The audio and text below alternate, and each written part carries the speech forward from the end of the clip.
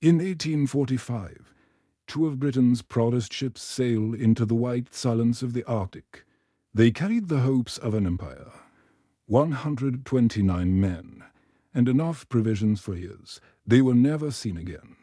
What followed was a desperate search, a trail of frozen graves, rumors of madness, and ghost ships sleeping beneath the ice. This is the haunting story of the Franklin expedition, the greatest Arctic mystery of all time.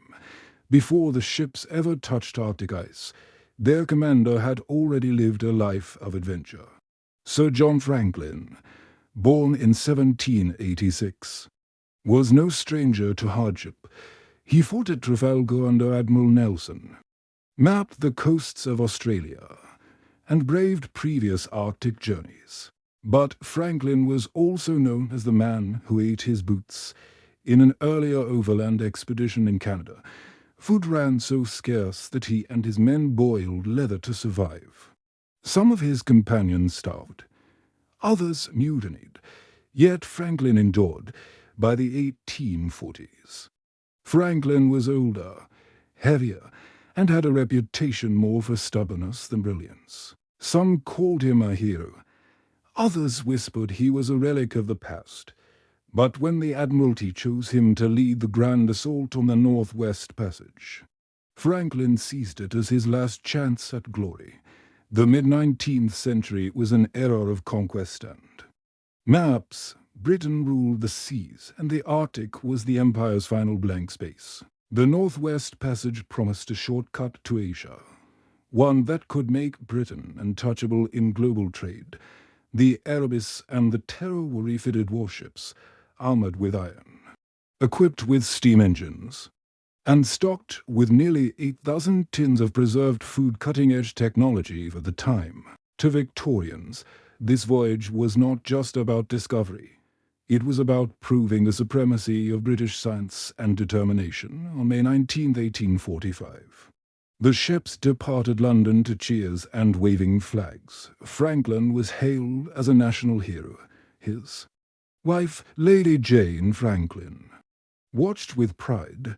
None of them could know this voyage would end not in triumph, but in silence.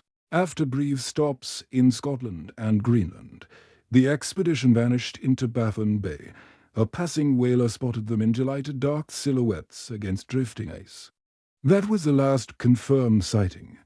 Letters home from the crew had been cheerful. Spirits were high. The ships carried enough supplies to last for 3 years, but the Arctic is a world indifferent to optimism. Months turned to years, and no word came. Families begged for news. By 1848, the Admiralty sent the first rescue mission. It would be the beginning of a search that spanned decades, involving more ships, money, and men than any expedition before it. Dozens of vessels scoured the Arctic, American, British. Even French crews joined the hunt. Lady Jane Franklin herself spent her fortune lobbying and funding expeditions. In 1850, searchers found Beechey Island. There, 3 graves lay side by side, perfectly preserved beneath the permafrost.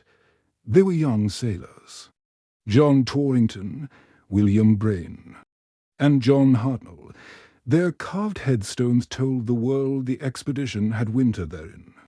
1845 to 46. Autopsies in the 1980s revealed something chilling. The men's bodies showed high levels of lead. Scientists concluded the tinned food, poorly sealed with lead solder, had poisoned the crew from within. The very supplies meant to sustain them may have betrayed them. As ships combed the ice, another voice spoke, the Inuit of the Arctic. They had seen things. Hunters told stories of giant ships stuck in the ice, and starving men dragging sledges across the snow. Some said the men were sick, hollow-eyed, eating whatever they could. A few spoke of human bones, broken as if from marrow. For years, Europeans dismissed these tales. They preferred neat theories, not stories of desperation. But later discoveries confirmed the Inuit accounts were frighteningly accurate. The Arctic, it seemed, had kept no secrets from its first inhabitants. The greatest clue came in 1859. On King William Island, searchers uncovered a stone cairn. Inside was a message, written into parts. The first note, from 1847, reported that all well. But a year later, in the margins, officers scrawled a darker truth. Franklin was dead. The ships had been trapped in ice for 19 months. The survivors, 105 men, had abandoned the vessels, marching south in search of rescue. That was the last written word from the expedition. Imagine it. More than 100 men, weakened by scurvy, poisoned by lead, frostbitten and starving, hauling boats and supplies across an endless white desert, temperatures plunging below -40, days of sunless night. Some collapsed and were left behind. Others pressed on, only to fall later. In the 1990s, bones found along the route bore knife marks, evidence of cannibalism. It was the most desperate act of survival, confirming the Inuit testimonies long ignored. The great heroes of the empire had become lost wanderers, reduced to shadows in the snow. For 150 years, the Erebus and Terror lay hidden. Rumors persisted of ships drifting under the ice, ghostly silhouettes glimpsed by hunters. But it wasn't until the 21st century that technology finally caught up. In 2014, a Canadian team found the Erebus, remarkably preserved in shallow waters 2 years later. The Terror was discovered, even more intact, cabinets still full of charts, tables neatly arranged. A bell lying silent on the deck. It was as if time itself had stopped. The ships had become tombs sealed, waiting. Why did Franklin die so early? Was it illness, exhaustion, or poison? Did poor leadership doom the men? Historians debate endlessly. Some say the lead theory is overstated, that hypothermia, pneumonia, and starvation were the real killers. Others suggest the expedition's overconfidence in technology blinded them to the harsh reality of the Arctic. The only certainty is the silence of the ice. The Franklin expedition set out to conquer nature, but instead, nature conquered them.